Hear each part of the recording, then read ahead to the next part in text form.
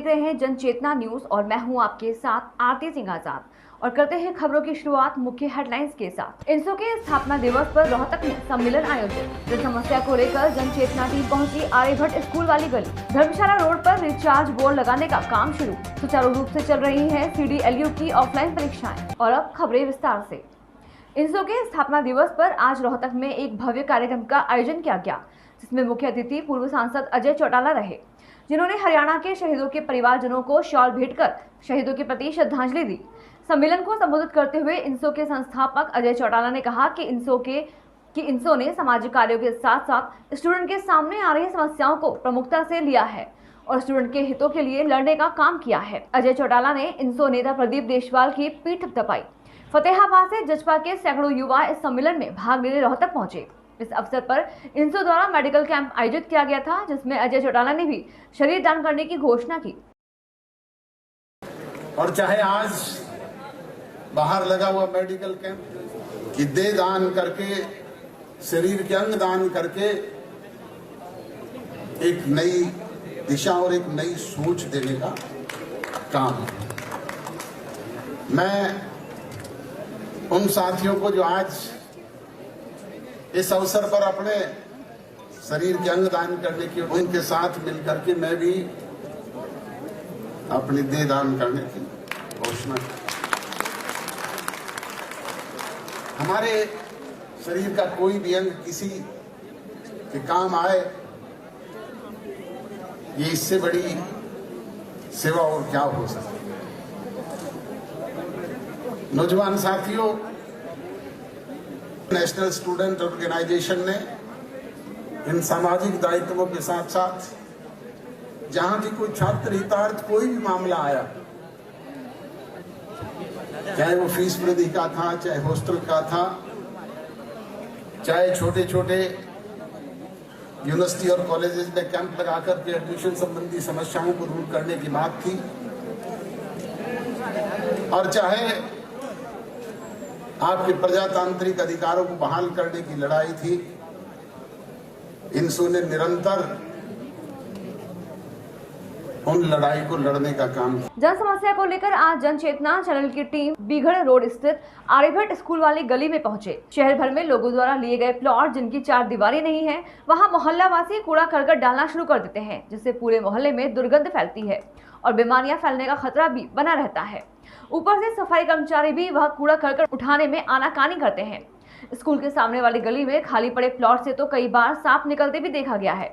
स्थानीय निवासियों ने प्रशासन से इस समस्या का स्थायी प्रबंध करने व इन प्लॉटों से कूड़ा करकट उठवाने की मांग की है। अब कोरोना टाइम चल रहा है, आपको भी पता है, इतनी बच्चों को ज़्यादा दिक्कत होती रहती है और यहाँ गंदगी इतनी ज़्यादा हो रही है। ना सफाई कर्मचारी आते हैं, इतना गंद, मोहल्ले वाले सारे यहाँ पे इतना गंद छोड़ जाते हैं कि कुत्ते वगैरह सारा गंद दरवाजे के आगे अंदर जा रहा है, दरवाजे घर में इतनी प्रॉब्लम हो रही है हमें। हम बहुत ज़्यादा परेशान हैं, मोहल्ले वाले सारे परेशान हैं जिससे, और बीमारी फैलने का डर हो रहा है, परेशान होते हैं। बरसात के दिन तो बहुत बुरा हाल हो जाता है। सफाई कर्मचारी बहुत कम आते हैं यहाँ पे। तो आपने शिकायत करी जी? कोई शिकायत प्लाट वाले मालिक को हमने कई बार कह चुके हैं, पर आगे से आगे सेल हो रहा है जी, और नगर पालिका वाले ID बढ़ा देते हैं, मौका देखते नहीं है। तो नगर पालिका के लिए सफाई कर्मचारी नहीं आते जी? कोई नहीं आता जी यहाँ पे।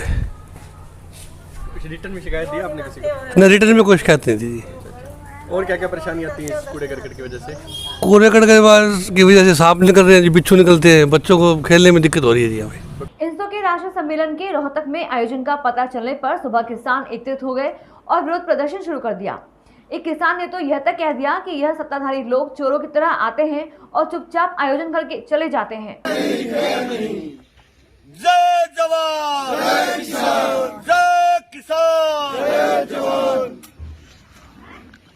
हाँ बिल्कुल, जो रोहतक में इंसो अपनी राजनीतिक चमकाने के लिए, हमारा रोहतक के आसपास का भाईचारा खराब करने के लिए एक षड्यंत्र के तहत वो अपनी राजनीति करने आ रहे हैं और उसको किसी भी कीमत पर रोहतक में नहीं आने दिया जाए। ऐसा है, चोरी छुपके से जिस तरह चोर चोरी करता है, उसी तरह ये चोरी छुपके से आते हैं। मान लिया समय 12 बजे का देते हैं तो ये सुबह 6 बजे आ जाते हैं। आज भी इन्होंने कोई समय नहीं दिया है, क्योंकि चोर का कोई समय नहीं होता, इसलिए चोर की तरह आते हैं और इनको सबक सिखाने के लिए जनता तैयार है। धर्मशाला रोड पर गत दिनों हुए हंगामे के बाद विधायक की पहल पर स्थायी समाधान से पहले पानी निकासी के लिए 3 रिचार्ज बोर्ड लगाने शुरू कर दिए गए हैं। यह रोड काफी समय से निवासियों के लिए समस्या का कारण बना हुआ था। पहले रोड का निर्माण और फिर बरसाती पानी की निकासी, लेकिन आज धर्मशाला रोड पर पानी निकासी के लिए तुलसीदास चौक, अरोड़वंश धर्मशाला के पास व संन्यास आश्रम मंदिर पर 3 रिचार्ज बोर्ड लगाने का काम शुरू हो गया है। स्थानीय निवासियों ने इस पहल के लिए विधायक डूडा राम का आभार जताया है। महेंद्र मटेरिया जी, ये राजू भाई है, रिंकू भाई, ये हमारे सोमनाथ जी हैं, हम सभी यहाँ के प्रवासी हैं, रहने वाले हैं। ये हमारा घर है, इस गली में हमें बड़ी समस्या थी निकासी। ये कालू अंकल है हमारे, ये सतीश अंकल है हमारे, हम सब ने मिल करके विधायक जी से मिले, उनसे हमने रिक्वेस्ट की, उन्होंने उसी समय सभी ऑफिसर्स को बुलाया और जल्द कार्य शुरू करवाया।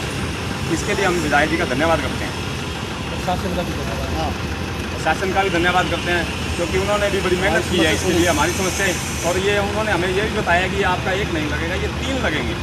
अभी एक का कार्य शुरू हो गया है, अभी आगे 1-2 दिन में और शुरू हो जाएगा कार्य। कोरोना काल में परीक्षाएं आयोजित करवाना किसी चुनौती से कम नहीं है। 19 जुलाई से शुरू हुई CDLU की विभिन्न परीक्षाएं ऑफलाइन चल रही हैं। महिला महाविद्यालय भोड़िया खेड़ा के एग्जाम सुपरिटेंडेंट राजा राम ने बताया कि उनके कॉलेज में परीक्षाएं सुचारू रूप से चल रही हैं। कोरोना के सभी मानकों को ध्यान में रखकर ये परीक्षाएं आयोजित की जा रही हैं। 2 शिफ्टों में चल रही इन परीक्षाओं में आज सुबह की शिफ्ट में 450 विद्यार्थियों ने परीक्षाएं दी। सर, आज क्या प्रक्रिया रही है आपके पेपर में स्टैंड का बना? 19 जुलाई से ये इवन सेमेस्टर के पेपर शुरू है जिस चौधरी देवीलाल विश्वविद्यालय सिरसा के अंतर्गत है। और आज BA सेकंड सेम का और BSc सेकंड सेम का हिंदी और अंग्रेजी का पेपर है। आज कितने सब्जेक्टों के पेपर हैं? 2 सब्जेक्टों के? 2 सब्जेक्ट के पेपर है जी। किस चीज़ के? हिंदी के हैं, BA के तो, और BSc के इंग्लिश के हैं। कौन सी यूनिवर्सिटी के पेपर देने हैं बच्चे के? यहाँ CDLU के हमारे पास, मेरे पास जो सेंटर है वो चौधरी देवीलाल विश्वविद्यालय सिरसा का है। लगभग कितने बच्चे जो एग्जाम दे रहे हैं? आज है कितने 400 450 बच्चे। इग्नू यूनिवर्सिटी के? इग्नू का सेंटर अलग है जी, उनको पता है। सेंटर अलग है ऊपर। एक ही शिफ्ट में पेपर होने हैं, 2 शिफ्टों में? दोनों शिफ्ट में होते हैं जी। शाम को हमारे 4th सेम के होते हैं और सुबह 6th सेम के और 2nd सेम के होते हैं। आपका शुभ नाम बताएं। मेरा नाम डॉक्टर राजा राम। क्या पद है आपका? मैं यहाँ अभी सुपरिटेंडेंट के रूप में कार्य संभाल रहा हूँ। हरियाणा के स्वास्थ्य एवं परिवार कल्याण विभाग के अतिरिक्त मुख्य सचिव एवं कोविड-19 के नोडल ऑफिसर राजीव अरोड़ा ने वीडियो कॉन्फ्रेंस के माध्यम से प्रदेश भर के सभी जिला उपायुक्तों, पुलिस अधीक्षकों सहित संबंधित विभाग के अधिकारियों के साथ कोविड महामारी की संभावित तीसरी लहर से मुकाबला करने के लिए की जा रही तैयारियों की समीक्षा की। उन्होंने निर्देश दिए कि समय रहते सभी जरूरी चिकित्सा प्रबंध सुनिश्चित किए जाएं। अतिरिक्त मुख्य सचिव राजीव अरोड़ा ने निर्देश दिए कि विद्यालय, महाविद्यालय तथा रेहड़ी व ठेला संचालकों, सब्जी विक्रेताओं आदि के कोविड सैंपल लिए जाएं ताकि संक्रमण अधिक न फैले। उन्होंने कहा कि कोविड की तीसरी लहर के संक्रमण को रोकने के लिए सैंपलिंग बढ़ानी होगी। उन्होंने कहा कि यह भी देखा जाए कि शहरी और ग्रामीण क्षेत्र में से कहां पर पॉजिटिव रेट अधिक है। फिलहाल के लिए इतना ही। खबरों का सिलसिला लगातार जारी है। आप बने रहें जन चेतना न्यूज के साथ। नमस्कार।